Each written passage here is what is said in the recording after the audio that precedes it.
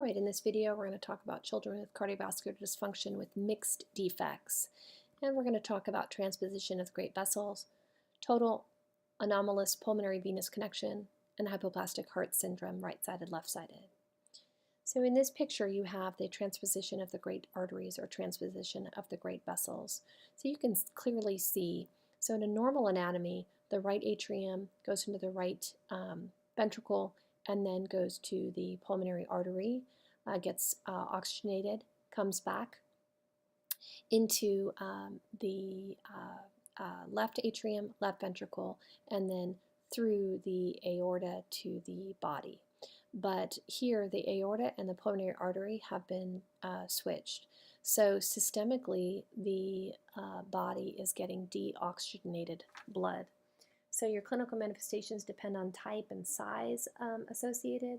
Those with large septal defects or a patent ductus arteriosus may be less cyanotic. So what would be great if this remained patent, then there could be the mixing of the blood, and that then going to the systemic body would be oxygenated.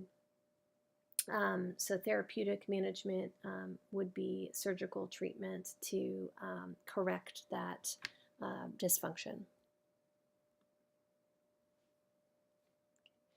Total anomalous pulmonary venous connection. So this is a rare defect, but again, you can see that the pulmonary venous connection and the superior vena cava, that just does not look right, correct? So the right atrium receives all the blood that would normally flow into the left atrium.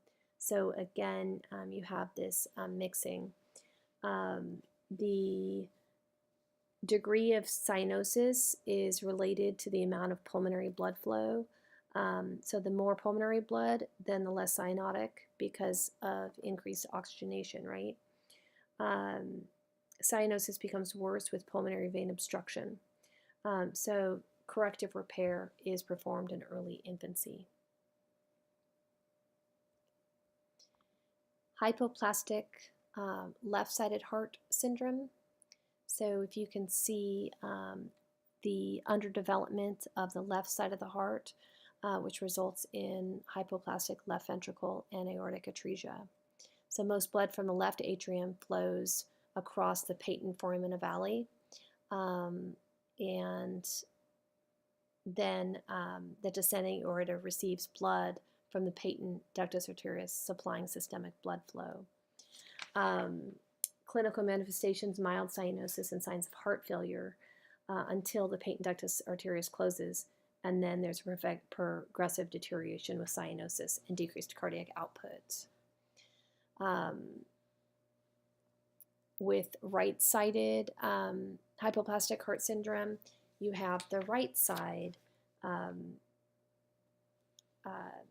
small, just like just in the opposite of the left side.